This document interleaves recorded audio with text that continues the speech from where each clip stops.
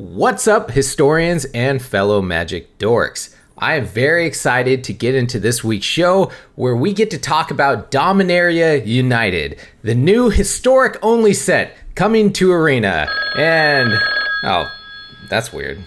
Phone call right now. Who is this? It's Mark Rosewater, the lead designer of WotC is calling me. Hold on, guys, one sec. Hello, Mark. How's it going? Waka waka waka waka waka. Wait, what's that you say? That Dominaria United is a standard set. But, I mean, clearly it's not. I mean, we have Phyrexian Man in there. There's Liliana. Waka waka waka waka. Okay, Jesus, calm down. All right. All right, I'll take your word for it. Angry guy. All right, so anyways, like I was saying, very excited to get to talk about Dominaria United, the apparently standard set coming to Arena, all in this week's WotC. Why the heck are you making a modern power level set legal and standard? Here comes Eldraine Part 2 episode of Mana Rant.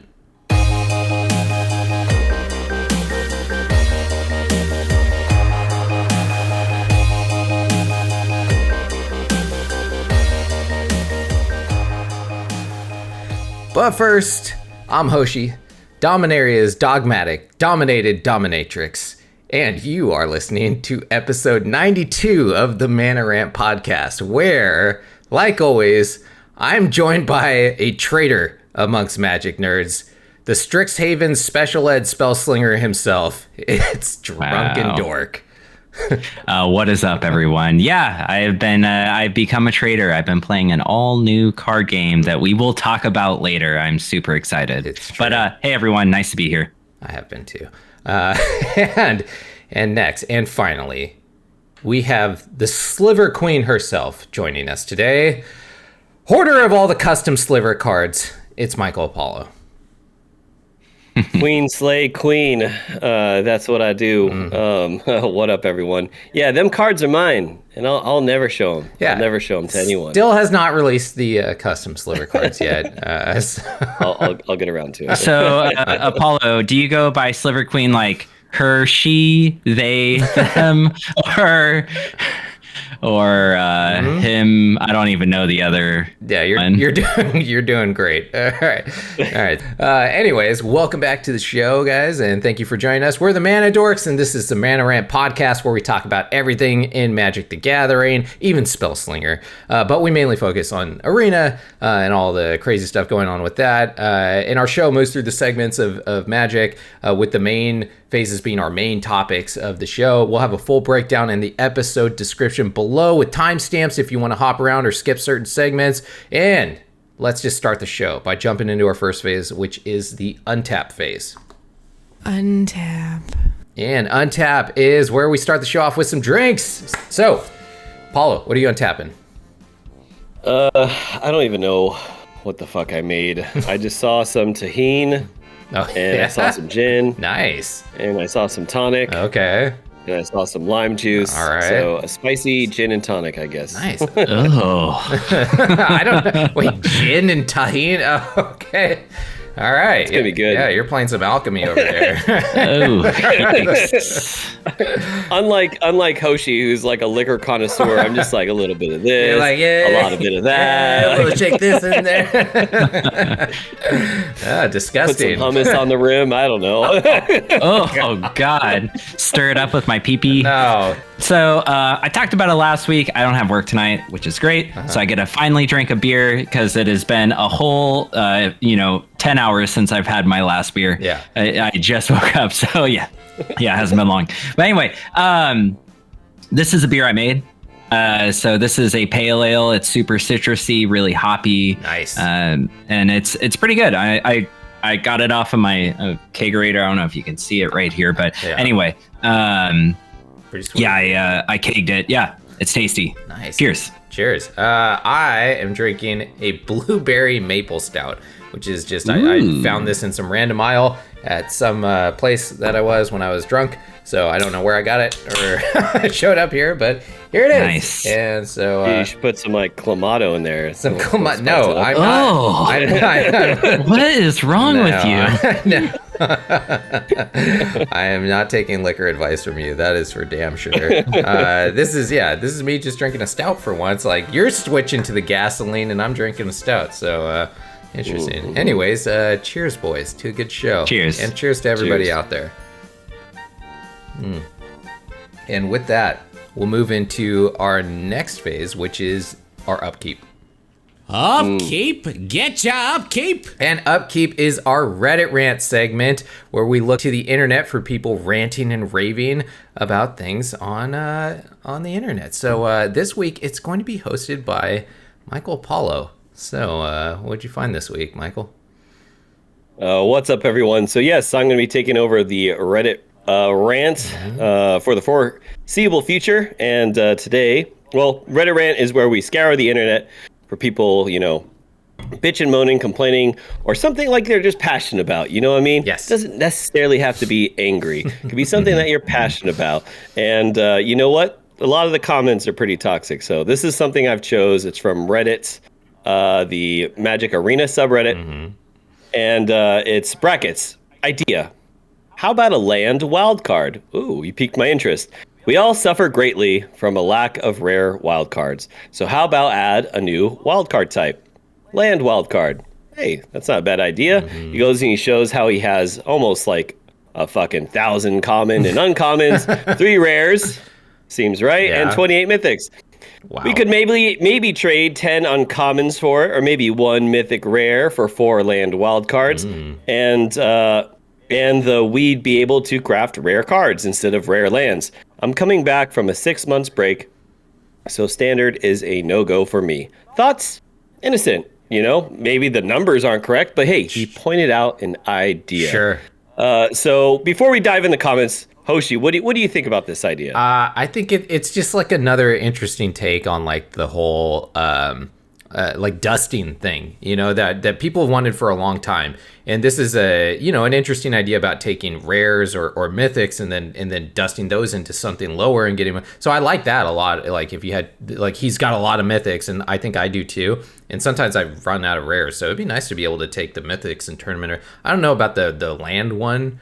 That's kind of a weird take, but still, I like the idea. He's throwing some stuff out there. It's good. Yeah. Trying to help out with some maybe creative ideas. Drunken, what about you?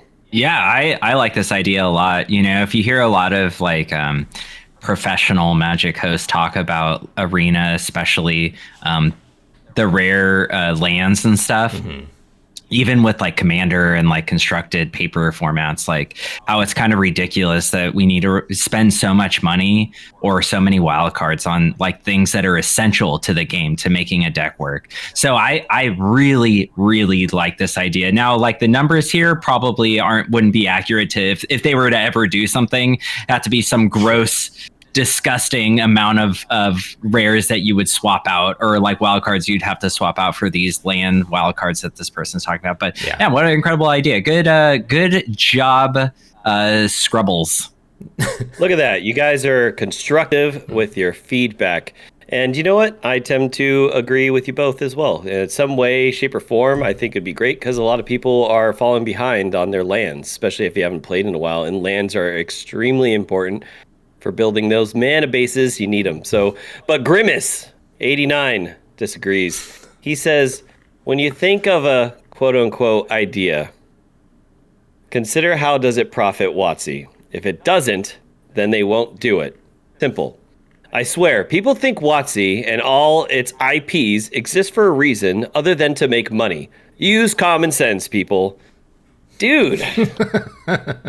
I mean, you can disagree, man, but you don't have to be a dick about it. Like to even go as far as saying like quote unquote idea, like this is not an idea. Yeah, like he didn't have a thought created by an actual human being. Like Jesus, right? Yeah. This is coming from Grimace, the big purple monster from McDonald's. Like, he's just smacking burgers out of kids' hands. He's like, yeah. Burger, huh, kid? Yeah. But yeah, there's a lot of like good constructive comments in here. I do think it's a personally good idea, but there is a lot of people unfortunately shitting on this guy. But hey, that's the internet and that's Reddit. So yeah. So what'd you guys think about this Reddit rant? Yeah, I thought it was great. I like the idea. I think it's pretty funny that this guy is just crapping out, and I think this may be a symptom of him just not being a dick completely. I mean, yes, he is clearly, but maybe he's just frustrated with how like Arena is clearly not giving us any kind of dusting or anything, right? Like Arena's been out for a while, and they have like basically done nothing. Remember the economy stream, guys? How they fixed everything. Oh yeah. Yeah, they were like, we'll give you really expensive mythic wilds. Yeah, all better now, right, guys? Yeah.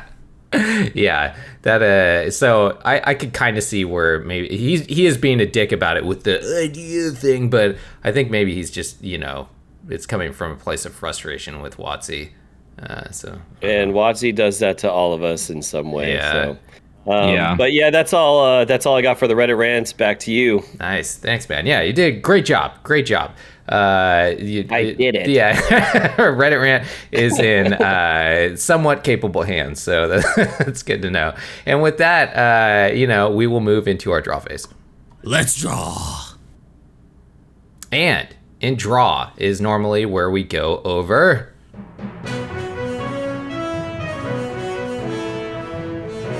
MTG News, hosted by the patchy chest-haired anchor himself, Drunken Dirk. What is up, everyone? This is MTG News. And in this segment, we normally will go over the news, but considering in our main phase 1 and main phase 2, we are going to be discussing all the news that is in MTG right now. I figured we skip that and talk about what we have been playing this week.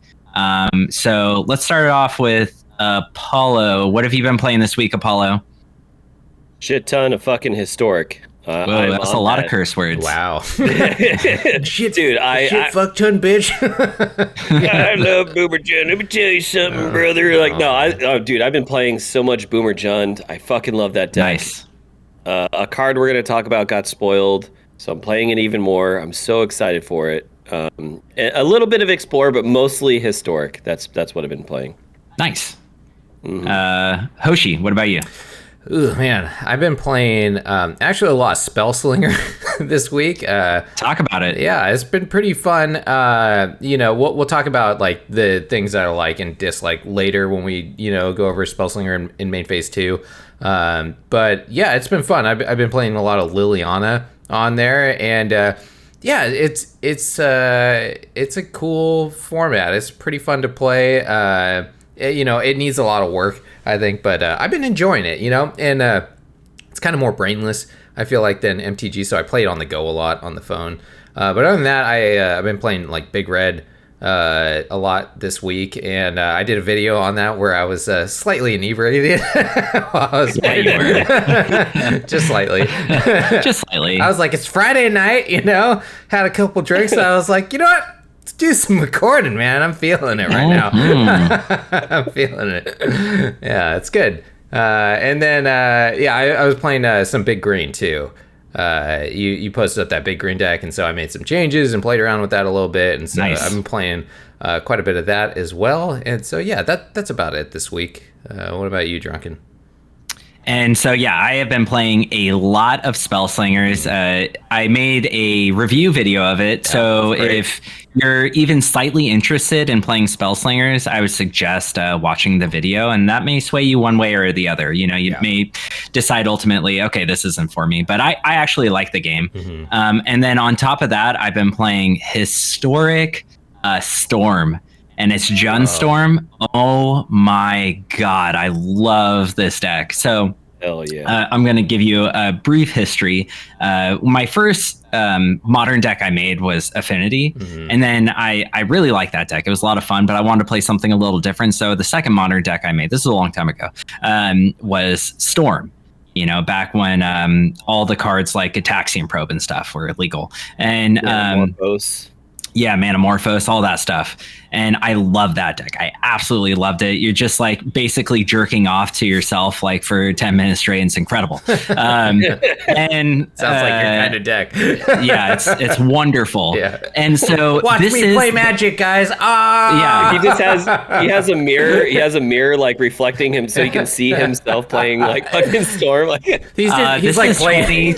He's just playing. This is 2022. All right, I have this camera on right now, and I'm just jerking off and like looking at myself while I'm playing. I'm like, yes. But back before then, when he was actually in the shop, when he would go to the like the local store, he would have the guy hold the mirror. He'd be like, "Here, hold this for me for a second." Yeah. What I would do is I'd be like, "Hey, hold on, I gotta run to the bathroom real quick." I'd go jerk off in front of the mirror and then run back and be like, "Why you keep going to the bathroom, dude?" Hey, don't worry about it. All right, but anyway, this deck is like incredibly powerful. It is absolutely a glass cannon. It's incredibly hard to play. It's one of the most complicated decks I have played on Arena so far, because you need to like have the right hand. You need to like what's that enchant or artifact that allows you to search for a card and then it gives it to your opponent. And then they're allowed to search the witch one. The wishes, I think. Witch Claw Talisman, I believe. That's it. Yeah. So you use that card, and it's really about like knowing when to use it and like what your opening hand should be. And then once you got like you assemble all the cards in your hand on the board, it just like it goes off, and it's really fun. But just like green white scrying, it is scrying creature. It's a lot of fucking clicking. So majority of the time when I'm comboing off with my Storm, people are just like concede. Nah. I have had people. So this is like the more common one that happens to me is people let me like go off and like click a million times, but they won't let me get the win. Right when I'm about to get the win and cast my grape shot. Yeah. Then they're like, concede. So they'll just let me go through all the clicks and stuff. It's great. Yeah. They're like, oh, he's got it. Well, yeah. Cause some people really want it, you know, or they just think like maybe he doesn't have a win condition and he's just, because there are people that have done that before. They've just made decks with no win condition where they just looks like they're going off, you know, and then I've seen people do that online. But I've had people do stuff like that, and then you get your win con, and then they just rope you at that point. They're like, okay, next, and they're like, man, and then they rope at that point. You're like, come on, you click through everything, and now you're just like, yeah. It's a fun deck though. Yeah. It's really fun. If you haven't played against it, you should at least just check it out. I've thought about making a gameplay video of it, but I'm just so fucking bad at this deck, and it's like it really does require too much thought, and it's already hard for me to make gameplay videos because like I have a very pea-sized brain, and so when it comes to like critical thinking and talking at the same time, like it's like really hard for me to do. So here's what you do. You drink 5 beers, all right, and then and then you drink 5 more, and then you start recording, dude, and then you rant about Fable of the Mirror Breaker. Then magic happens, dude. Big Mama Chandra. Okay. Then you just do it, man. You just get in there. But yeah, all right. Well, anything else before we move into main phase 1? All right, let's do it then. Main phase 1. All right, so main phase 1 is where we're talking about Dominaria United, the possibly next Throne of Eldraine Part 2 set that we're getting. I don't know, are we jumping the gun on this a little bit? Maybe thinking the power level of this set is beyond what we've seen in a while? I think maybe like Strixhaven. Do you think it's Strixhaven level or possibly above that? I think we're on a path to see some power creep. Yeah. I don't think it's like modern level strength. Mm-hmm. There's definitely some cards that are played in modern. Yeah. It's definitely a better set than we've seen in recent past, right? Yeah. So I do think like there's a lot of good cards that will either affect the meta or definitely be used in the meta. Mm-hmm. But I think this is like the start to like Apocalypse. I think when we get back into fucking Throne of Eldraine, Just throw out all your other sets. Like it's all about standard now. Standard is the strongest format. Dude, yeah, because WotC's like seeing the numbers. Like they're not going to release it, but they're seeing the standard numbers go down, and they're like, oh no. Maybe you guys fucking thought, but you thought wrong. We love standard. We love your money. We're gonna fucking make cards powerful. Like oh no. Hey, are you replying to a Reddit comment right now? Maybe. I'm like furiously typing as we're fucking recording. Drunken, what do you think? Do you think that this set so far looks like Eldraine level or? Yeah, I definitely do. I think this is definitely one of the more powerful sets we have seen in a while. Mm-hmm. It is on the border of Eldraine. The problem is Eldraine had some incredibly powerful cards in it that I don't think we're getting something like quite Oko. on. We're not getting Oko. Yeah. Yeah, we're not getting Oko. We're not getting something where everyone is going to splash, blue green so they can play Oko, right? Like not on that level of power, but just the overall consistency of power is like something that we haven't seen in a while. It's like, and what's crazy to me is like Alchemy, for example, is like supposed to be, standard plus, right? Yeah. A much stronger version of standard, but all those fucking Alchemy cards sucked. And now we're getting just a base standard set that's legal and everything that has like a wealth of incredibly powerful cards. So yeah, I definitely think they're pushing power here. Absolutely. I'm always like apprehensive when we see these new sets come out because I feel like a lot of the times when you see new cards, you're just excited to see new cards. So you're like, oh, these cards are crazy, all the possibilities or whatever, So I feel like everyone kind of always overestimates a set at first, but I do feel like this is a very powerful set. And so because of that, we tried to limit ourselves on what kind of cards we were going to talk about to not have this be like a 9-hour podcast of us just like drooling over every card coming out. So we both picked two cards that we're excited to talk about at this stage, which was incredibly difficult to do because there are many cards that are I've seen so far in these previews that I want to talk about. But yeah, we're trying to restrain ourselves a little bit here. So we're going to start off with Apollo, your first pick, which was one that a ton of people are very excited about, which is Liliana of the Veil. So take it away. Liliana of the Veil. Yes, you heard that correct. The 3-mana original zombie queen princess is back. She's not in modern. She is now legal in standard, historic, alchemy, and all the way down. 3-mana planeswalker, 1 colorless, 2 black for legendary planeswalker Liliana. She starts off with 3 loyalty. So what makes this card so iconic? Her +1 is each player discards a card. Her -2, target player sacks a creature. And then her -6 is separate all permanents target player controls into 2 piles. That player sacrifices all permanents in the pile of their choice. Now, this card was an absolute fucking powerhouse in Modern. It's kind of like dropped on and off throughout the years, but if you're kind of thinking like, well, what makes this card so good? Each player discards a card? Well, playing black kind of cares about that.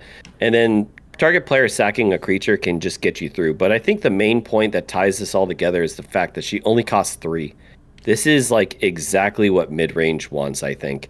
And the fact that our format in Historic is already pretty quick, this is, I think, going to make a pretty big impact. What do you think, Drunken? What do you think about Liliana? I love this card. This was going to be my choice, so I'm glad that you picked it. I think you touched on it perfectly. Is this card was a powerhouse? You're right. 6 years ago, before we got War of the Spark craziness. Yeah. I think that even though it's not as powerful as some of the other 3-mana planeswalkers these days, I think it's still a really good card. Yeah. Agreed. Hoshi, what about you? Dude, this card's insane. 3 mana. And then you could either discard, you can -2. The 6 is whatever for it. I feel like it's okay. But the first 2 abilities are just crazy on a 3-mana planeswalker. And so I'm excited or possibly terrified to see what this is going to do to like all of the formats when it drops in. And the art is fantastic. on it. I love the chain veil of her in the mirror behind it, and I absolutely think that the alt art of this is disgusting, and they should fire whatever artist made that one. I know art is subjective, but that's how I feel about alt art. Yeah, I don't like that alt art either. This one's really good. Yeah. I do like this art a lot. Absolutely. Yeah. And something else I want to mention too, like why this card's so good. It teams up with one of the other cards we got, Tarmogoyf. Being able to put stuff in the graveyard and dumping stuff in the bin, just that makes Big Tarmy bigger, man. So it's a beneficial card. It's not a negative. So if you're wondering out there still, it combos well with Tarmogoyf. So what do you think? You think this will go good, better in a black-green or a Jund deck? Shell? Jund. Oh, okay, well, I think Golgari Rock has a home for this, but I think this fits Jund perfectly. Okay. Red, just having the option of red with like Molten Flame or whatever. Madness too. Where you discard and you can cast it for the discard cost or whatever. This Madness. Right? Yeah. Oh yeah. So I like that. Yeah. So using them big brains there, Hoshi. Look at you. Yeah. Making my wiener kind of firm. Oh wow. Well, you should pay me then. Yikes. You usually pay for that kind of thing, don't you? So. Me, yes. But yeah, I think it could fit in either shell, dicks aside. Golgari and Jund. So nice. Cool. All right. Well, next, Drunken, it's your pick, and you picked a goblin. What the hell is this? I did. Okay, so I picked Runvelt Hordemaster, and it's so before I even mention this, I'm gonna say I didn't know this card was spoiled at all. Hoshi told me about this at the beginning of the podcast. I was like, oh man, this sounds fucking sweet. Disgusting. It's exactly what we need is more goblins to make an already strong S tier deck stronger. So let me read the card. It's 1 and a red for creature goblin warrior, rare. Other goblins you control get +1/+1. Whenever Runvelt Hordemaster or another goblin you control dies, exile the top card of your library. If it's a goblin creature card, you may cast that card until the end of your next turn. It is a 1/1. What? Yeah. So insane. Yeah, it is only a 1/1, but it gives all your other. It's a lord, so it gives all your other goblins +1/+1. But like, when people start destroying your goblins, picking them away one by one, or say you sack them with a goblin guy that gives you a mana, like that's right. Yeah. It's not even if somebody else targets it, you get to. Yeah. Oh, that is ridiculous. This card seems really good. It seems like a better way to play those longer matches with goblins, right? Because goblins is trying to come in, swing fast, and you still can do that with this card. I mean, it's a lord, right? It's only 2 mana. It's not like a heavy costed card. It just gives you a little more of the back end, a little more long game. Yeah. And it sounds powerful. What do you guys think? I'll start with Hoshi. What do you got to say? I hate it so much. I'm sick of goblins. But the thing that I would say about this that's pretty crazy is if they have like an insane amount of goblins on the board and you were to like board wipe them, it's not a like you may, it's to exile the top cards of your library. So you might be able to like deck them from doing this. That's true. Yeah. But that's doubtful. I think the upside of this card is way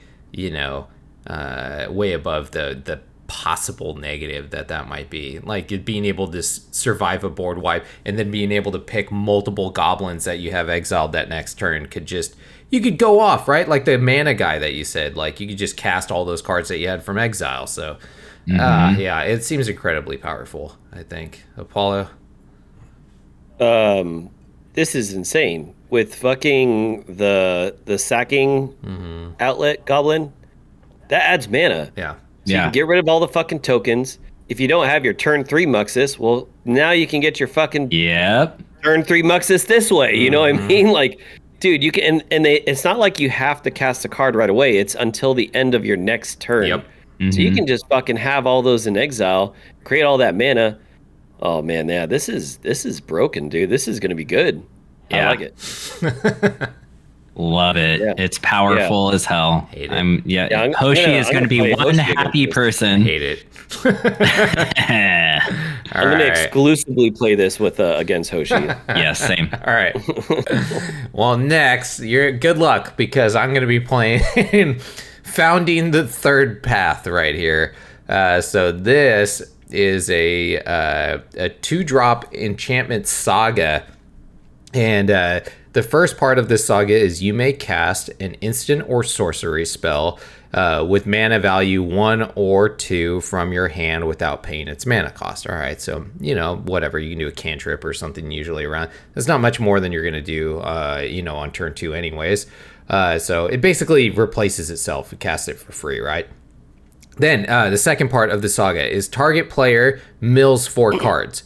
So you're probably going to be targeting yourself with this because of the third part of this saga, which is exile target instant or sorcery card from your graveyard, copy it, and you may cast the copy. Nice. Now, it says you may cast it.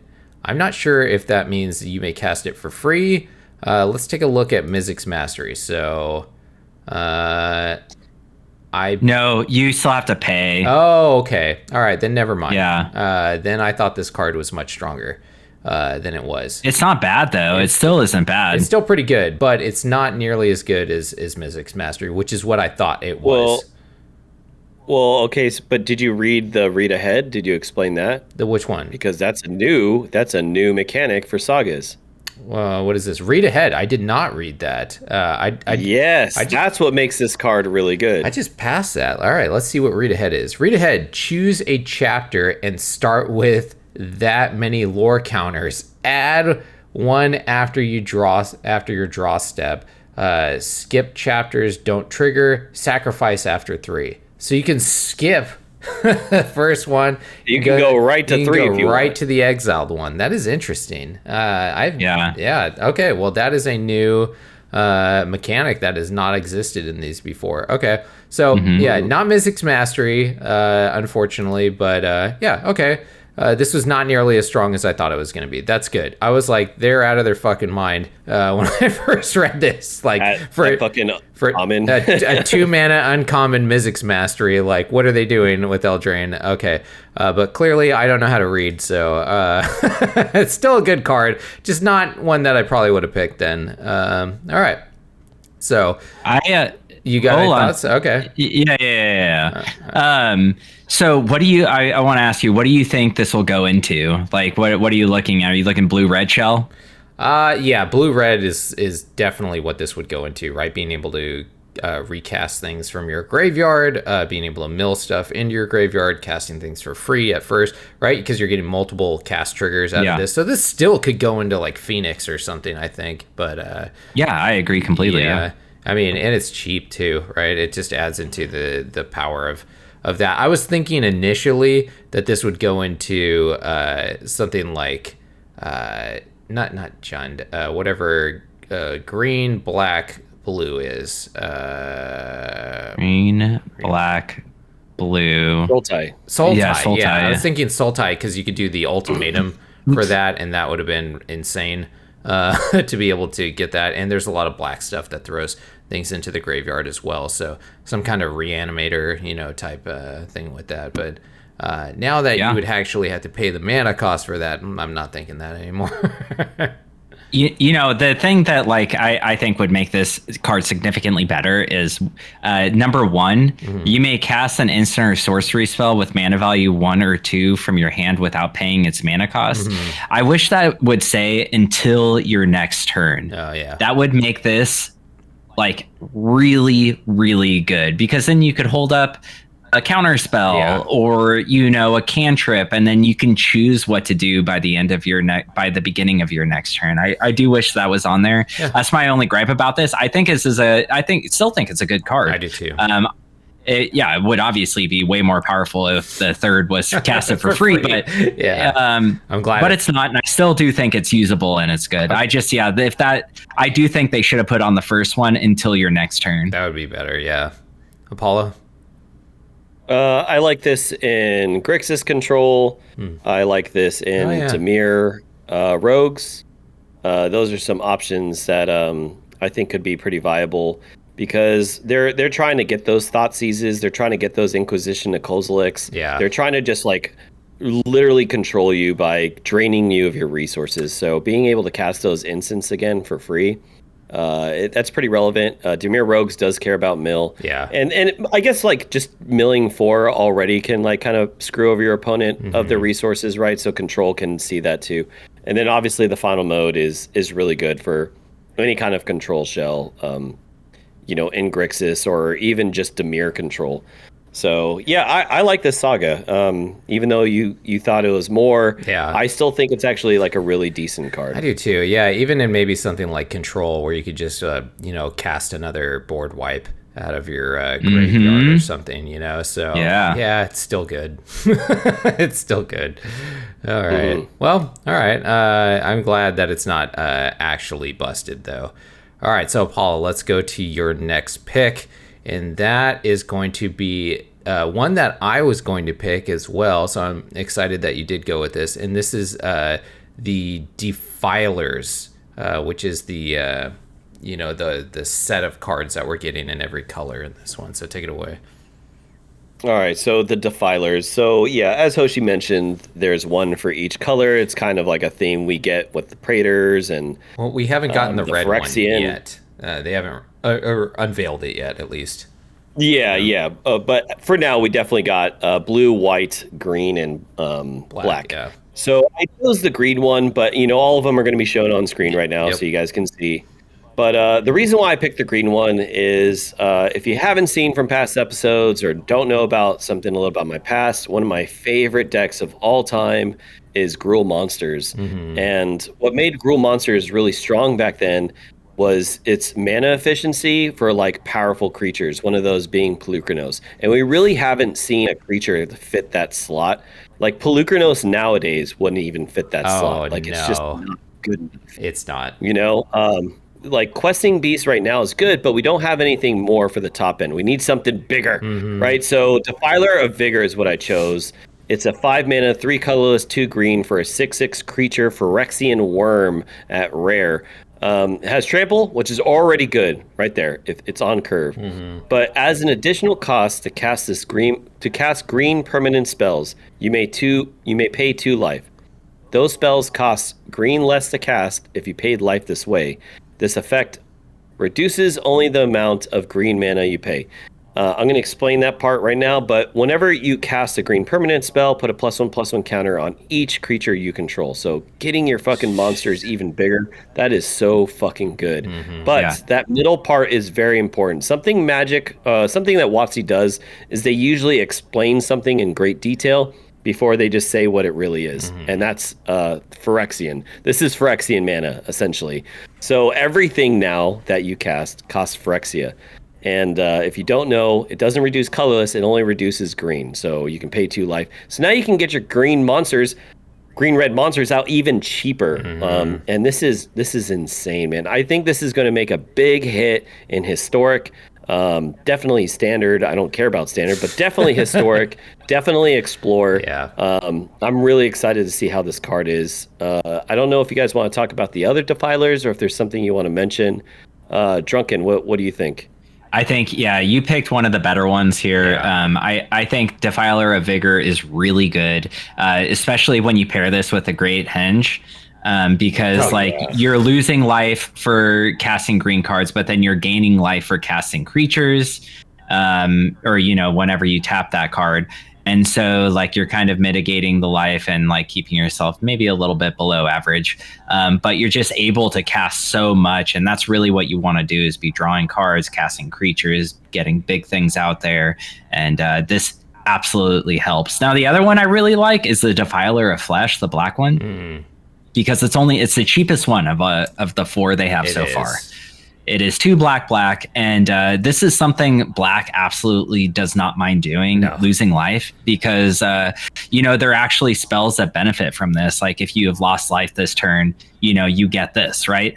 Or you get that. And so I think this one is like when Phyrexian mana applies to any color, the best suited for that is always going to be black because they always benefit the most. So the fact that they made this 4 mana is almost scary to me. I think there's going to be someone really smart out there that's going to put this in a deck and make just a super powerful like mono black or splash black deck with this card. Yeah. I think something I want to point out just really quick for those listening in. All the middle text is the same. It's just relevant to the color. Yeah. So it gives everything Phyrexian if it's blue, whatever. But also that Defiler Flesh has Menace, and whenever you class a black permanent, target creature gets +1/+1 and Menace until end of turn. I don't see that. To me isn't even relevant for this card. It's more of just giving your black things Phyrexian mana, because black is generally so heavily black, right? Like there are cards that are black. You know, it's like it's kind of like green in that way, where it's like so many cards have multiple black pips in it that, like, dude, this thing could be broken. I think it has the worst ability at the bottom of it for that one, because of probably that reason, because black is able to utilize like dealing damage to itself like this way more than any other color can. Well, maybe besides white, because I think white can negate that negative effect more than any other color can, because of the like just life gain nature of white, right? That's true. You can just like cast things basically for free and then gain that life back immediately with a white deck.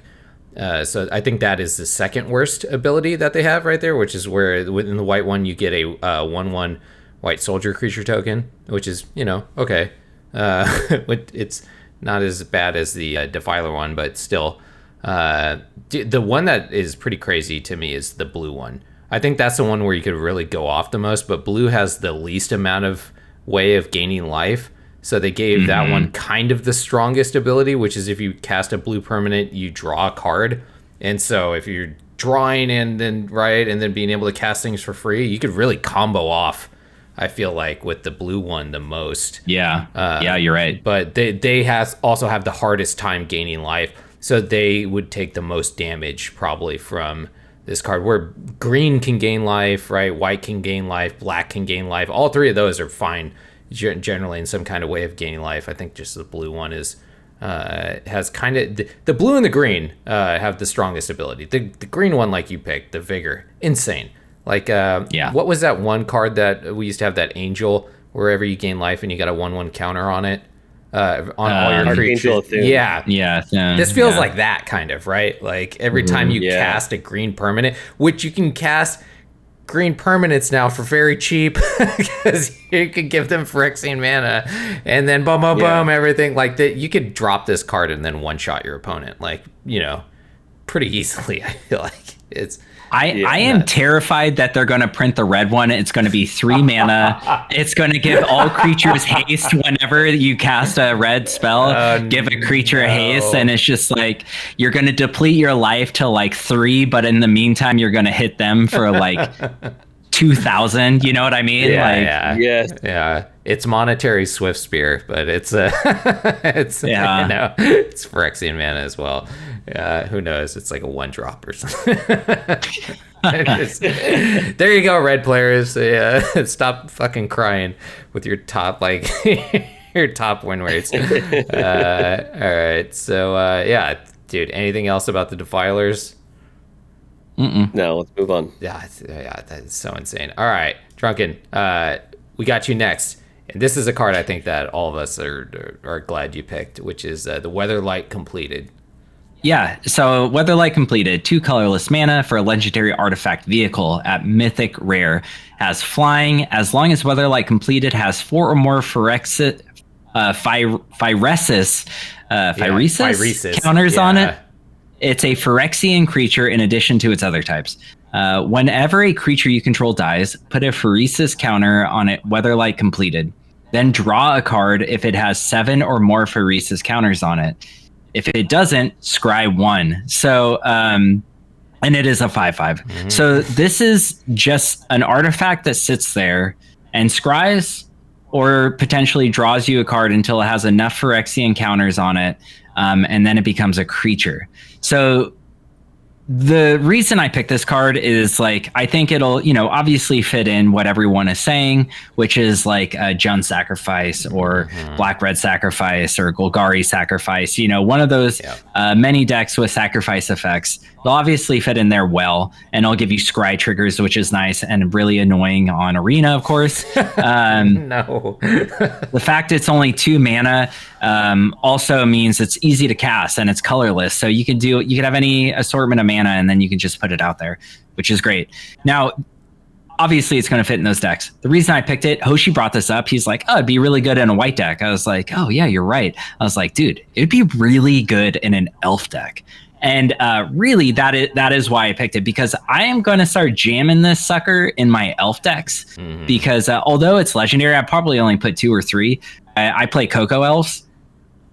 This can still get hit by Coco, and then when a board wipe happens, or they start single target removal, my creatures, like, hey, I start getting scry effects, and then eventually I'm going to get a flying 5/5 and get a draw card. Like, to me, this just seems like a better way when the game starts staling out in an elf deck that you're able to get value out of that deck. I like it a lot. What do you think, Hoshi? Yeah, I mean, you pretty much covered what I said about it. And I think it's incredible in a lot more decks than people initially thought. And it's a flying 5/5 that like scries and draws you cards for 2. This is gonna see play for sure, and it's one of those things that's gonna be annoying as fuck to play against if you are a control deck and you're like, damn it. That thing is sitting there, and then I'm gonna get hit by it when it finally activates and stuff. So yeah, this thing is crazy, and the art is pretty sick on it too. And when I first read this card too, I did the exact same thing that you did when I got to Phyresis. I was like, wait, like my brain kept trying to say no, it's Phyrexian, and I was like, for So, Paulo, what do you think? I don't think it's as good, and I'm gonna say why. Okay. It's not a creature in its typing, so Collected Company actually wouldn't hit it. Oh, yeah, you're right. Yeah, good point. So because of that fact, otherwise I thought this card was be amazing. But I will say what I do think this card is going to do. I think this card is going to be slotted in every single creature deck, in a Creatures Matters deck, and best of one. I think like you'd be stupid to not play this card as a 3/of in every creature deck. Like, so whether that's a good or a bad thing, I don't know. That's left to be said, because for one card to like have to be in, because like why wouldn't you? It just has so much value. Yeah. Like creatures are going to die. There's board wipes exist, and then now you get a flying 5/5 they have to deal with. Yeah. And everything that Drunken didn't mention, like Rakdos, Golgari, all that, like we already know that's going to be good there. I think this is going to be a great sideboard card, however, for best of 3 creature strategies or mid-range strategies. This is going in against control all the time. Yeah. I'm having this in against control. Yeah, please Supreme verdict me. One more time, you can do it. You can do it. Yeah. What? You got it. I'm not going to overextend. I'm going to have the minimal amount of creatures. I'm going to keep flapping you. I'm going to force you to use that Supreme verdict. You said cool flap. story, bro. Yeah, flap. You got to flap them. Not fap. That's what you do. No, so That is what I do. You're right. Now they have to deal with a 5/5 once 4 creatures die. That's it. And then they have to deal with that. Like, this thing has such good resiliency. I love this card in best of 3. But again, a reason why I said I don't know how I feel about it, because I think it's so good, it has to go in every single best of 1 creature deck. So I don't know how I feel about that. Okay. Sounds good. Yeah, I think it's weird also that the Weatherlight got completed, like you were saying earlier. Like what? In pre-production? Yeah, the ship got completed. I was like saying, it's like Phyrexian tea kettles are coming next, like what is not getting Phyrexianized, like everything. Like they targeted Weatherlight, man. I was like, not the Weatherlight. Oh no, and now it's not all the thing Phyrexianized. that we care about for some reason. And I don't know who's attacking it. I don't know what dragon that is, but he's not. There's a couple of them. Yeah, he does not. There's a couple of them. Yeah. I don't know, either that or they're lighting the path for it. Like, what up? You know, like fireworks for it. Oh, bro. Yeah. Let's do this. Yeah, if you guys can't see the art, there's like some dragons blowing fire around it. All right. Well, then, let's move on to the last card that we're going over, which is my pick, which is Anointed Peacekeeper, which is 2 and a white for a creature human cleric at rare. It is a 3/3 with vigilance. And as Anointed Peacekeeper enters the battlefield, look at your opponent's hand. Then choose any card name. Spells your opponent casts with the chosen name cost 2 more to cast. Activated abilities of sources with the chosen name cost 2 more to activate unless they're mana abilities. Now, Drunken, what do you think about this card? Okay, so looking at it, I like it. You compared it to, what's the other one? It's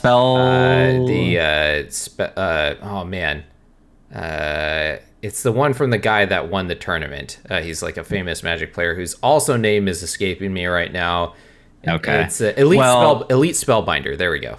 Okay, so Elite Spellbinder. Yeah, like you said, and everyone is pointing out, it's like Elite Spellbinder. Yeah.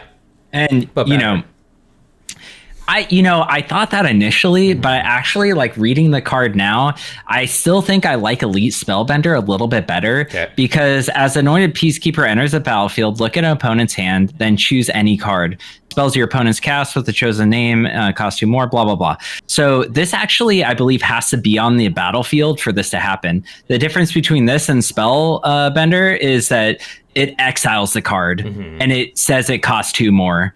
So like that card, whether Spellbender is on the battlefield or not, like so if someone gets rid of it right away, that ability is still there. This, I'm pretty sure it has to be on the battlefield for these to go off. So that is like the one bad thing. Possibly. Is like this can get, you can pick a card, then it gets targeted, and then like it did nothing. It's just a 3/3. They did have to use removal to get rid of it, which is nice. Always having a lightning rod is good because then you can potentially get something better out of it.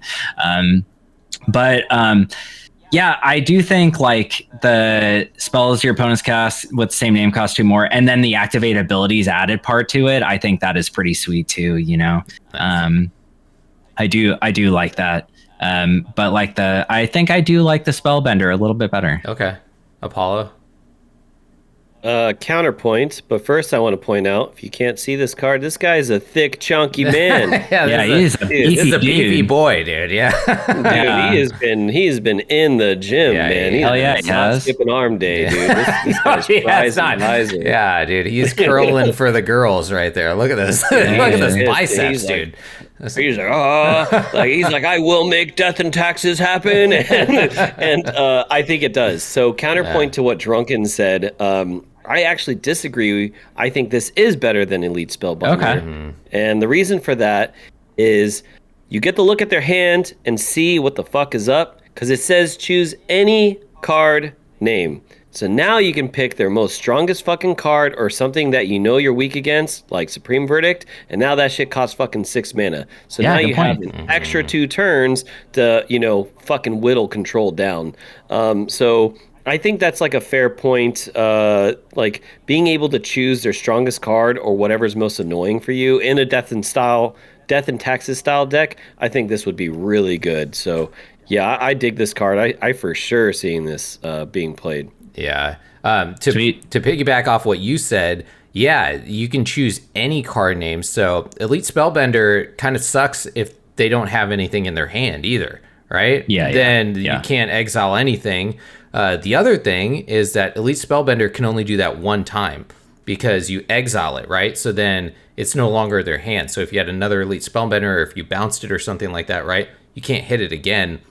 Where if you had another Anointed Peacekeeper come down, you can make that Supreme Verdict cost instead of 6/8 now, right? So I don't think it works that way because if it leaves and then it comes in again, no, like you're right about that about bouncing it. I don't think it would work if it works the way that you are talking about. Like it needs to be on the field. But I'm saying if you had a second Anointed Peacekeeper that came down, then it would be 8, right? If you had 3 of them, 100% correct. If you made copies of it, right? You can make like whatever their win condition is like impossible for them to cast.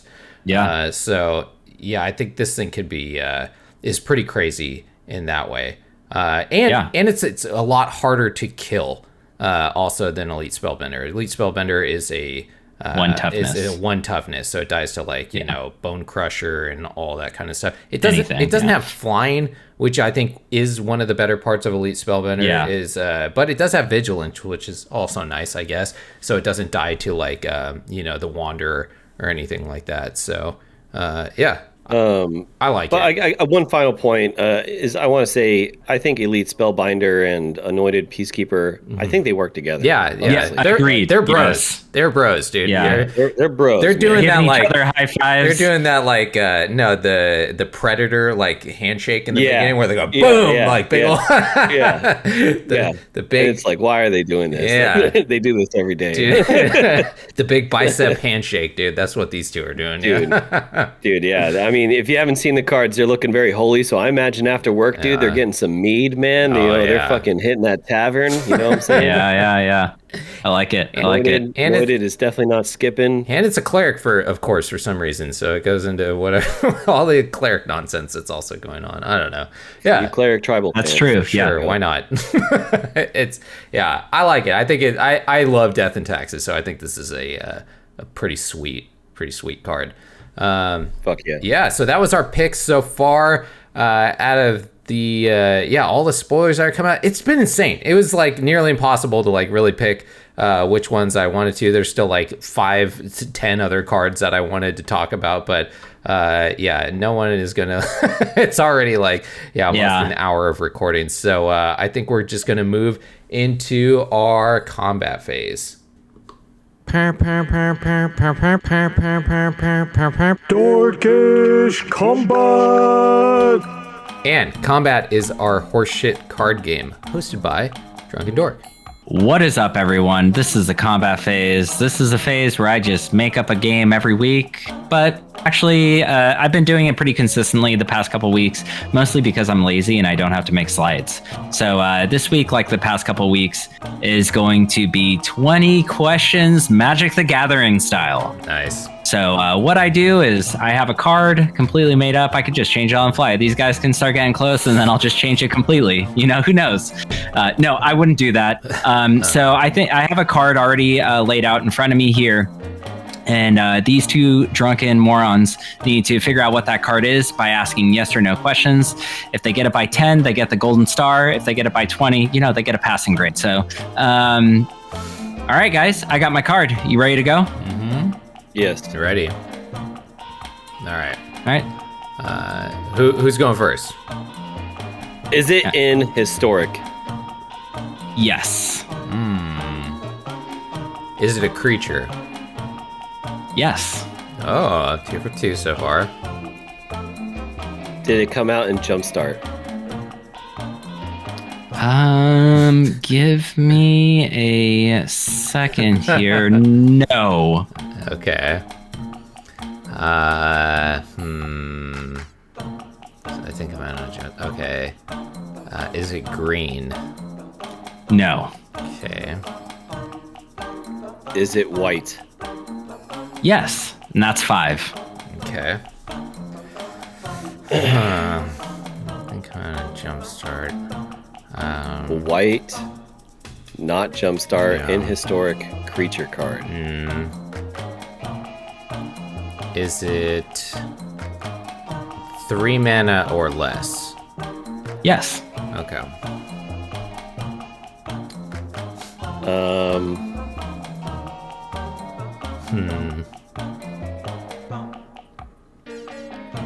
I don't know how I can ask this. So Hoshi, try and then I'll tell you if you're asking it correctly. It's got to be yes or no. Yeah, I know, but I kind of think I have a card in my head. I don't want to imagine what's in your head. I just I just lost the name of it. What's the lion, the cat that keeps gaining life and keeps getting bigger all the time? Johnny's Pride Mate? Yeah, so that's the card I'm kind of thinking. Does it cost 2 mana?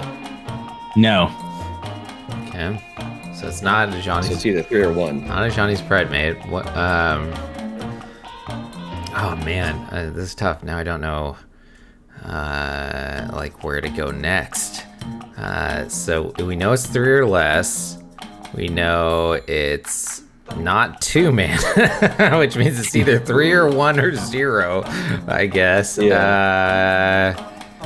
Okay. Is it 1 mana? Yes. Okay. All right. Oh, maybe it's the sisters. Soul. Yeah, Soul Sisters Soul or whatever? Sisters. Yeah. What's her name? Is it Soul Warden? Soul Warden. Yeah.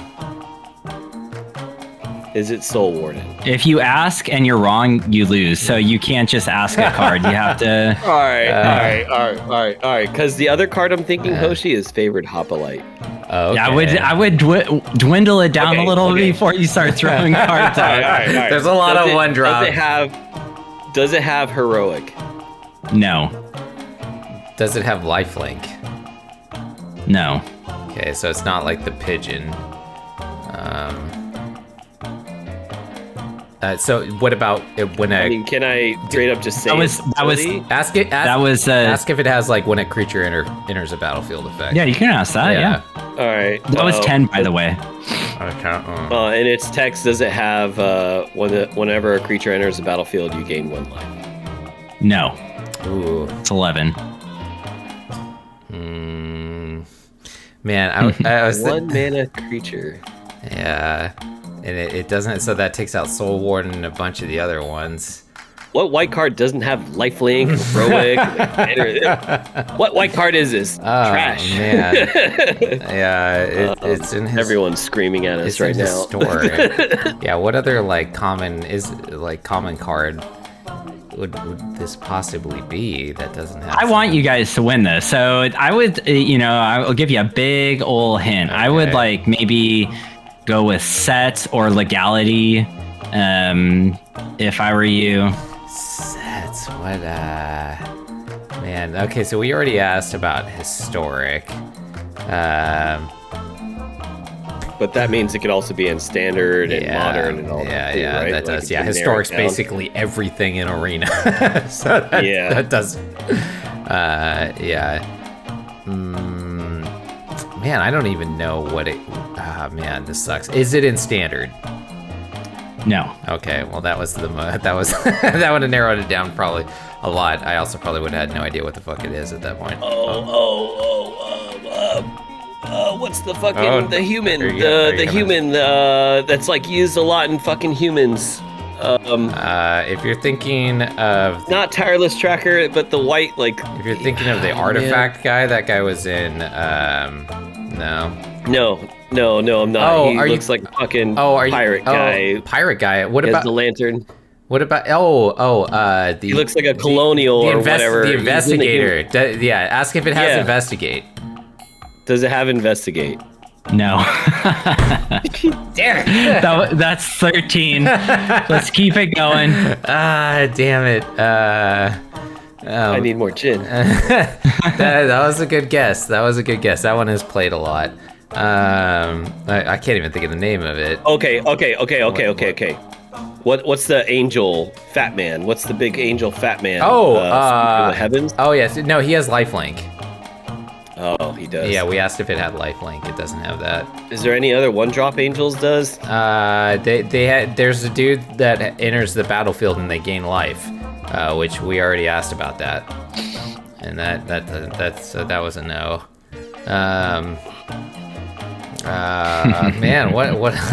Is it in Pioneer? No. Okay. All right. So it's a historic, basically only card then, or alchemy, I guess. That is white. It's a creature. So it probably. What does feather? What does feather? Wait, does feather use in white creatures? Did it come out in historic anthology? Yes. Okay. So that's 15. Oh. You have 4 more questions and a guess. Oh no, what came out of historic anthology? I thought you were going somewhere with that. I mean, I narrowed it down more. Favorite hop? No. No. I already said. Yeah, we said that. And it's a 1-mana creature. I wonder, is there artifacts or something that we had that came in? Oh my god, my brain is fucking. Oh, I can't. it's think hurting. of a I'm trying to fucking think. card. I'm trying to think of all the anthologies right now. And oh man, I know we've narrowed it down enough to where people are like, "You idiots!" Oh yeah, we're getting yelled at right now for sure. Why aren't you saying? All right, let's keep it going. Let's ask Okay. some more questions. Okay, keep cool. it interesting. Come on, Apollo. Let's rub our brain cells okay. together. Yeah. All right. Ask if it's an artifact. Is Are it you an a- artifact? Yes. Okay, so it's an artifact creature that came out. Oh, the fucking the one that counters non-creature spells if you pay X depending on its power. The fucking No, that guy came in Historic Horizons, which is Jumpstart. dude, I'm thinking of like all the one drops. Yeah, that guy came in Jumpstart. You know what I'm talking about? Yeah, though, right? yeah. He's the artifact dude. Does that.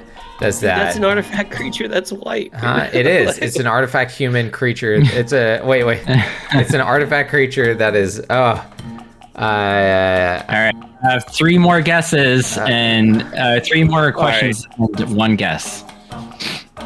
I mean, I wouldn't even know the name of it at this point. You know, if it's not. You would. If You know this If it's card. not Esper, Absolutely. if it's not Esper Sentinel, I don't. You know, like which Yeah, is who you're talking about. Which he came out in. Yeah. He came out in Jumpstart. So. Yeah. Uh, So it's not him then. yeah. Okay, so it's an artifact creature. It's an artifact it costs creature. 1 mana. It costs 1 mana. It doesn't have.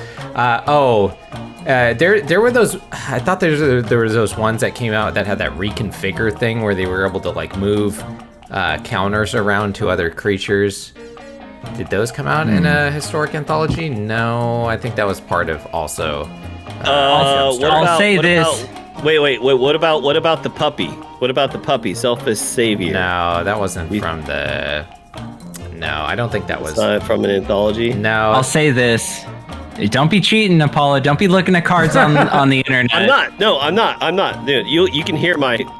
You can hear my keyboard, for sure. All right, so I'll say this. This card is definitely not as popular now as it was, but it was a popular card upon its release. No. And it's an artifact that costs 1. So 1 white mana artifact creature Artifact from a historic anthology. Yeah. So we've narrowed that down. You have 3 more guesses, or 3 more questions and a guess. I hate this game. I think you could. I think you could get it. This one's tough, dude. I'm like, come on, brain. You can do it. Come on. I'm gonna say it. I don't know. Maybe Apollo might be stumped here, but I know you're gonna know this card, Hoshi. Yeah. I can't. It's like right up your alley. It's an artifact. It's low mana cost. Yeah. It's white. I know. And I know there was a deck with like tempered steel back then that had a bunch of You're right. and it's white. Yeah. It was an artifact. Shit, why can't I think of it right now? I'm thinking of like all the different cards from that deck. Or I'm trying to. We need more tin. I remember tempered All right. steel. I can't think. Y'all give up? Can't think of it. You can give up. You can just say a card. We're going kind of long here. Yeah. Does it fly? Does it have flying? No. Cool. Is it a 1/1? Yes. Yes. What? It is and isn't at the same time. Okay, so it comes in probably with a 1/1 counter on it. Is what I'm imagining. So it probably has that like reconfigure thing where it can give the I forget what it's called. I All right. Technically, it is a 1/1. Okay, I'll say that. It is a 1/1. You can just somehow get bigger, I guess. I have no fucking clue. I can't. Dude. I can't think of it. fucking I give up. stumped. Yeah. Okay. Yeah, you won this Yeah. one, dude. That's a bummer. Maybe this one was a little too hard. So it's Court No. What? Court Homunculus. White 1 mana, artifact creature homunculus. Yeah. Court Homunculus gets +1/+1 as long as you control another artifact. Yeah. Is that a little too difficult? Obviously, if you guys didn't get it, That was but tough. well, we shouldn't win all the time, but Yeah, that was tough. That was a tough one. Yeah, it was good. We narrowed it down to that area, but like without Yeah, you did. without being able to like look online or anything. Like Yeah. my does my brain Core couldn't- Homunculus have a blue in its cost too? no, it's just white. You could've- just one white mana. You could have showed me a picture of that card, and I still wouldn't have known its name at that point, though. That's I would have Really? Yeah, I would have been like, Yeah. I can't think of its name right now. Okay. Yeah, I would have. That's fair, I would have yeah. known it was homunculus, maybe. I don't know. Yeah, pretty good. Yeah, that was fun. I hated it very much. That was my brain is on fire right now. I don't. That's the point, really, to just catch your guys' brains off. Oh God! All right. Well, how'd you guys do out there? Did you guys get it? Were you screaming at us the whole time, or were you as stumped as we were? That was a tough one, man. That was good. It was good. I like that we were able to kind of get there at the end, but Yeah. I feel like we tripped at the finish line. You know? All right, and with that, we're gonna move on to main phase 2. Main phase 2. All right, and in main phase 2, we're going to talk about Spell Slingers, the new game that came out for mobile, and it's on Steam as well, I believe. So, Drunken Dork just came out with a great review for it this week. It's pretty quick. I think it's about like 10 minutes or something, right? And you do... Yeah, a little less than 10 minutes, yeah. So, I would refer you guys to watching that video because it's really well done. It's probably one of the most coherent things that Drunken Dork has ever done in his life, where it actually makes sense. So if you guys are interested in the game, that's a great way to get a good jump on it. So we're not going to repeat all the stuff that he did in there, but I think we are going to just kind of give the highlights about the things that we like about it and don't like about it. So Drunken, what things did you maybe not get in the review that you wanted to talk about? There's a few things. Like, I'm just going to do a very brief synopsis. So basically, hold on, my dogs are barking. Yeah. So basically, what the game is it's Hearthstone, but Magic version of it, and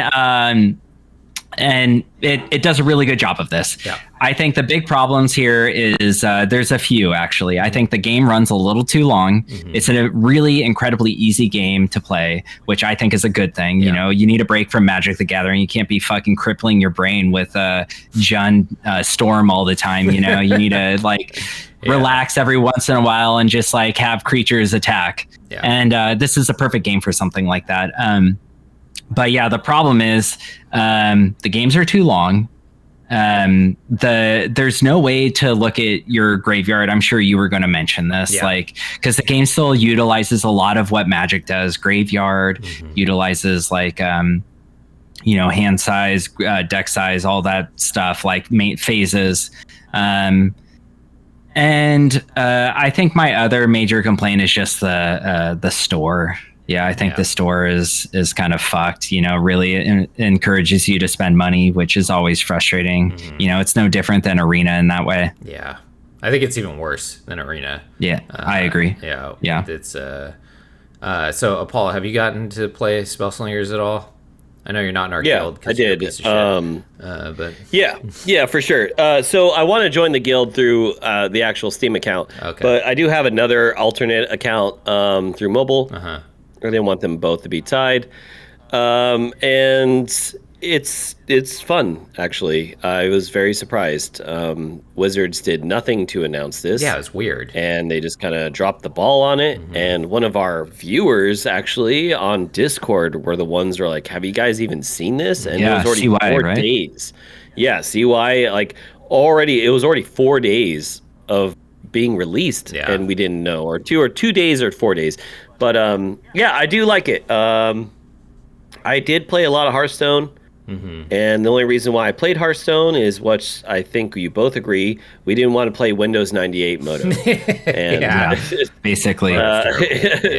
it's not even about COVID. It was way before COVID. It's just we all have busy lives and we want to just be able to play a game that we all love. So I am very happy they actually made a way to do that. There's some things I don't like. I don't like Nissa at all. I think she looks ridiculous, and that just goes to like R&D. Like, I just don't know who like finalizes the stamp shit on this. Like, yeah, that's a good character. That looks good. Like Nissa when she's like getting hit. Like she's getting hit and she goes, like she like wiggles her head around, and her ears are like flapping, dude, like a dog with big ears. I'm like, what are you doing? Nissa looks disgusting. I don't know what they did to her avatar. It's bad. Because that's what I was like, ooh, cool, Nissa. Oh, gross. What did they do to her? Yeah. To be honest, I don't like any of the character models. Like, I think some look good, but I think they look dated, if that makes sense. Like, but I think the models look dated compared to the actual client. Yeah, I mean, it's a mobile game. But those are all, like, little aesthetics. The actual game is good. In time, it's going to get better, I think. I think the best way for you to figure all this out is to watch Drunken's review. Yeah. Because I think that's, like, a really amazing video. But, yeah, I mean, it's dope. Like, I'm very surprised they came out with this, and I don't know if I'm going to, like, put that much time into it compared to like Paper Magic or Arena. Yeah. But it's definitely something if you just want to get a quick game in, like Drunken said. Like semi-quick. Semi-quick. They're unfortunately. Or at least that's what the theory is, right? Yeah. An easy game. Yeah. Yeah. The 25 health, like Drunken was saying, maybe 20 would have been better. To speed it up a little bit because the weird thing is everyone starts off at different health. Like that was another like kind of convoluted part of it is like Ashiok starts at 22 where Johnny starts at 28. Like you're like, what the hell is going on with their health? Like that is weird. Yeah. That is weird. And Chandra has that thing where she like bashes you for like 4 or something like at the beginning of it. Yeah, right away. Like what? Okay. That was like her only thing. Yeah, I do feel like that's kind of all over the place. I kind of find it annoying that they all have like a lot of weird abilities too. So like every new avatar that I go against, I'm like, wait, what the fuck is going on with this guy? Oh yeah. Like what is his thing? Like I'm still like kind of confused what Ashiok's thing is. He just keeps injecting things into my deck or whatever. Yeah. I don't know. It's really weird. Yeah. So you have to like learn what the person that you're playing against, like what their avatar does, because that could really screw you over if you don't know that. I feel like it's more fair though, which I've kind of felt refreshing coming from Arena, because Arena you get screwed over, just Magic in general, you get screwed over so often, especially I feel like in Arena, like getting mana screwed or flooded or something like that, and that doesn't happen in this game, like the shard thing, it just like kind of highlights like how shitty like the mana system really is, for sure, which I think makes the games actually go a lot longer a lot of the times, because you're you don't get that oh, my opponent got screwed and now I win, or they got so I think that the average games are going to be longer on top of that. Yeah, I think, and I'm glad you mentioned that, because I meant to say this, like, so you can only have a maximum of 5 creatures on the board in this game, which really hinders like aggressive strategies, right? Where you want to dump like a bunch of tokens or something like that. And like, I understand why they did it, because they're trying to make it very mobile friendly and they don't want this like over encumbered like board state. But it just makes the games go longer, right? And it actually takes away from different strategy types, which is unfortunate. Hopefully they eventually change that. That's a good point. It does make it a lot harder to kill somebody with only 5. Yeah. And if they could have 5, why not 6? Right? They could have just like it would fit in the same space, which maybe that's why they didn't do it, so that it's harder to move around on the phone. I don't know. 6 would have. 6 would have been. Maybe it's process intensive. Who knows? Yeah. Who knows? It feels like they just like making bad decisions. Maybe I feel like what Wizards of the Coast does a lot of time is they hire a company and they're like, make us a Magic game. We will have very little input on this, And then like that. Remember the what was it? The Diablo game that they came out with a long time. What was that called? Legends or something? Yes. Yeah, that was a terrible game that could have been fun. It was. Yeah. What a missed opportunity, right? Like there were some things that I liked about that game, but it was just like yeah, it was a swing and a miss with that one too. They had the head designer writer of that game was the guy who wrote Mass Effect. Yeah. He wrote Star Wars The Old Republic. And like they had him doing this game that didn't even have a lot of like story in it at all. Like why hire someone so talented like that, you know, to make something so like meaningless, right? I don't know. Yeah. What a missed opportunity. Right. So I feel like this is leaps and bounds better than that. Absolutely. Yeah. Yeah, absolutely. I enjoy it. They were probably like, all right, China, make me a Hearthstone clone. and then that's what happened. Yeah, I don't know who the developer is of this one. I didn't really look into it that much, or if they're anything reputable or anything like that. They have their own developer company now, Okay. Wizards of the Coast. Oh, do they? Is that who did this? Yeah. Probably, yeah. I'm Okay. assuming so. Okay.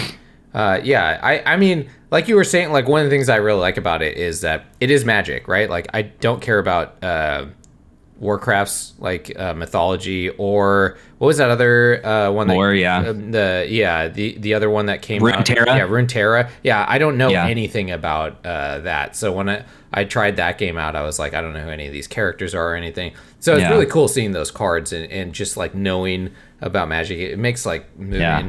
I also like the combat a lot more than Hearthstone. I thought it was weird how Yeah. you could just like directly hit face, Yeah. or like hit whatever creature you wanted all the time. Yeah. So I like that about it. I agree. Yeah. Yeah, it's got Tarmogoyf in it, man. That's fucking dope. Does it? Oh, I didn't see Tarmogoyf yet. Oh, that's Yeah. cool. The flavor cards are cool, man. Yeah. Like adding stuff from history into there. I do like that a lot for sure. Yeah. Yeah. So yeah, the grind sucks though. It is super grindy. It's hard to Yeah, get it's cards. rough. Yeah, I feel like Yeah. Arena does a lot better job. Arena has a lot more cards though too. Their card pool's massive, right?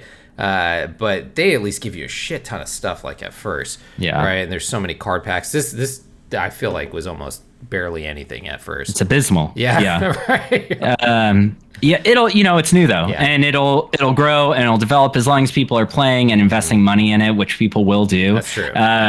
It's going to continue to grow, and I'm sure it'll get better Yeah, I'm having fun. or with worse. it. Or worse. Yeah, same. I'm having fun with it. I'm interested to see where it's going to go. I'm also interested to see if Apollo will join our guild on there. Also, Yeah, if he will ever be a fucking teammate and join the team, come on, yeah. bro. Also, if you guys want to join our team on there too, we'll put a link or some kind of instructions on how to find our account on there. It's just Mana I'll Dorks. post it in the description, Yeah. and it'll be popped up on the screen right now. Yeah, just search Mana. There we go. Yeah, just search Mana Dorks. Anyways, and you'll find us that way. I think we're the only Mana Dorks guild on there.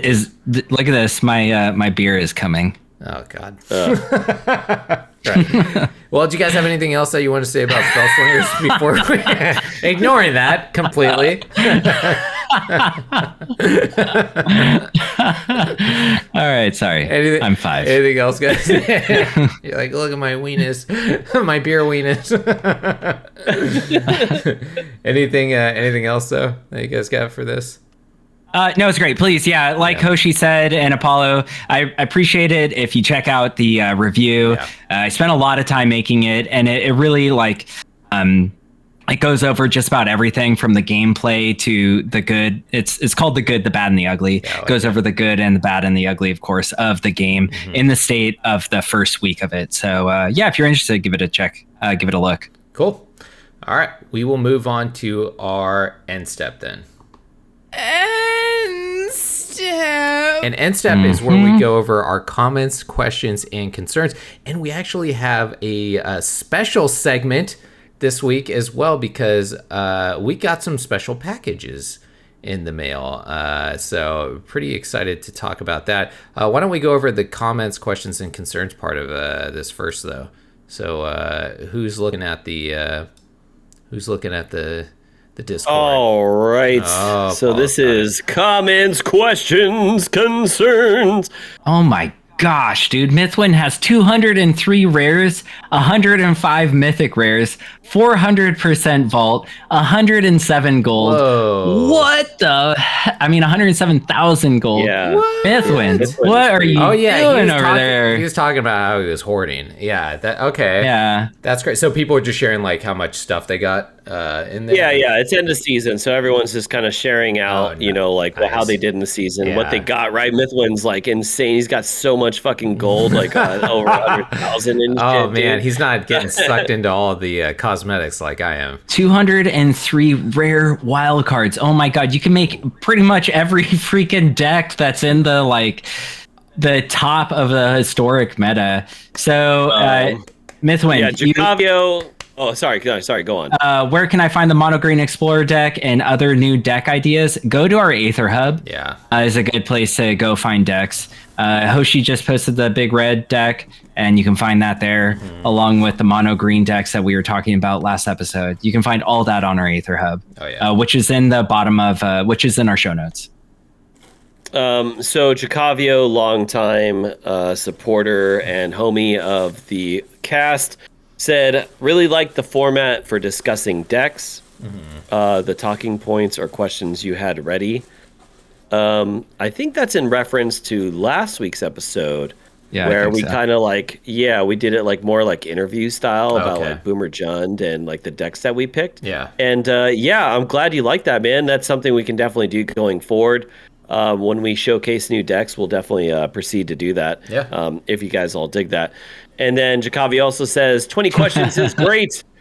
Screaming at you guys, not getting the obvious is the best part. Yeah, dude, that's why we're fucking here, for y'all to fucking troll us, because we're all fucking three dummies, dude. It's true. Yeah, Jesus. absolutely. That's true. I'm used to Like it. I said, I know for sure everyone's screaming that we did not get whatever Horde Homunculus. Law and Order, fucking dun dun dun, fucking whatever that card I is. feel so dumb.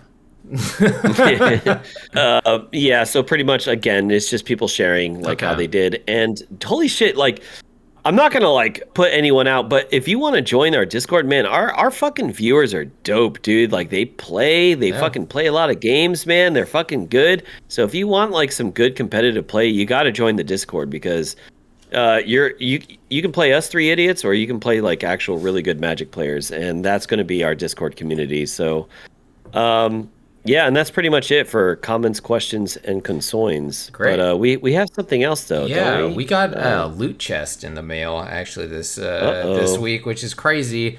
My sister has been going pretty hard on just making a business, doing arts and craftsy type thing. She's got a whole bunch of crazy stuff that she did. So she surprised all of us by sending us some stuff, some merch basically, which we don't have any merch, right? But she made us some. So this is a loot crate that it gave us a a Mana Dorks thing that showed all the stuff that we had inside. She wrote some very clever opening thing to us as well. And we got some pretty crazy stuff. Yeah. First of all, I got some Manarant stickers, which was pretty cool. We got some Manarant business cards that she made us that talks about all the different things we got going on with QR codes on the back. Look at that. And it's even got Manarant Magic the Gathering back to it with the QR code, which goes to our YouTube, which is crazy. That delicious gin is on a nice fucking stone coaster, dude. These stone coasters are fantastic.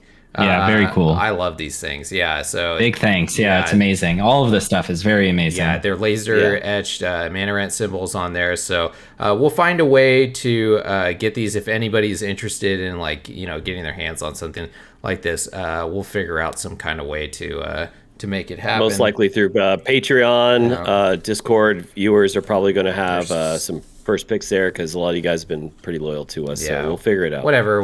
The other thing that cracked me up was she made us our own little custom cards as well. Yeah. If you got them, they're great. They're incredible. Do you guys want to read yours, Apollo? You can start. Yours is fucking hilarious. All right. Yeah, yours is great. So I'll hold up the screen there and back her up a bit. Yeah. All right. So 3 mana ranter Michael Apollo. Michael Apollo cannot be countered. As Michael Apollo enters the battlefield, allied male cards gain +2/+2. Enemy male cards lose -1/-1. And it's a 2/2. And I am a creature, dragon waifu boy. And boy is spelled B-O-I. So I love that. I love that Zoomer text already. So the flavor text is: Apollo can be found lurking in alleyways, looking for unsuspecting males to charm with his dragon waifu seduction skill. Nice. I love it. Thank you so much. Like I can't believe like I'm like fucking a cute little dragon girl, dude. Yeah, that's pretty well done. It's pretty funny. I got thick waifu thighs. Like, hell yeah. Dragon, what about you? What'd your card? So mine's a Mana Ranter, Drunken Dork, 3 blue and a black for a creature human unicycle hero with flash, and it says unstable. As Drunken Dork falls over during combat, he deals 2 to a random target. Nice. Yeah, that sounds about right. And then it has Pedal, Drunken Dork, use Drunken Dork surveils 2. And then it says, as my my little quotation on the bottom, I love the thrill of a challenge. My balance is awful, but man, what excitement. Wait, you gotta show the video. She picked the unicycle because of how you like pulled your groin on your unicycle thing that you have. Yeah. It's pretty great. That's fantastic. And then I got mine here. Which, there we go. All right, so Mana Rancher Hoshi, I'm a 6-drop Selesnya creature, and I am a maid cat boy, HBO. And when Hoshi enters the battlefield, put 2 1/1 cat creature tokens with flash onto the battlefield, and then every turn Hoshi is up, he summons another 1/1 cat onto the battlefield. And I'm a 5/7 too, so I'm a beefy little cat maid boy apparently. Ooh. And then my flavor text says, found working in various calves. Hoshi can be found being followed by a herd of stray cats wherever he goes. Cafes. Oh, is it a cafe? cafe? Oh, sorry. Yeah, in random cafes. Yeah, because I am a maid, a cat maid boy. Pretty good. I like them all. Very good. Everything that we got was incredible. Yeah, it was very. I opened it. Was amazing. Yeah. So thank you, Alana, for sending that. Yeah. Thanks, Alana. Yeah. Appreciate it. And then if you guys want any, are interested in stuff like that, we'll figure out some kind of way to set up a storefront or something like that. Because she's incredibly talented and makes all kinds of crazy, fun stuff. So, anything else for Endstep, guys? Let's wrap this fucker up. It's going long. All right, let's do it. Let's go to cleanup. Cleanup. Cleanup. Social media promo stage. Michael, take it away. Apollo. All right. On screen, you're going to see YouTube. Subscribe to it. Click that bell notification. Like it. Dislike it. Don't care. Write a comment about how Hoshi's drunk and stuff. Discord. Join the channel. Be part of the team. Be part of the family. Community. Yeah, that is it, brother. Nice, dude. Good. All right. Well, with that then, let's move on to the final phase of our show, the discard. Discard phase. Drink 'em up, boys. Oh, this is it, gentlemen. Discard. We finish what we've been drinking in an idiotic effort to pound these things that we've done every stupid show that we've done. 92 shows we've pounding our drinks at the end. So I want to say I do it for you guys, but in reality I'm just a raging alcoholic and I do it for myself. So. Not me. I'm always sober during these shows and on my gameplays. Yeah, very sober. Apollo. Hey, look at Chandra. Big Chandra, mommy. All right, guys. Well, thanks again for joining us. If you guys made it this far into the show, you guys are fucking awesome. We love you, and we'll see you again right back here on Mana Rant. Cheers, boys. Cheers. I want to see you drink all that gin.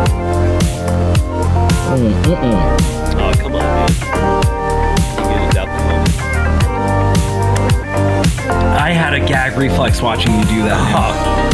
Really?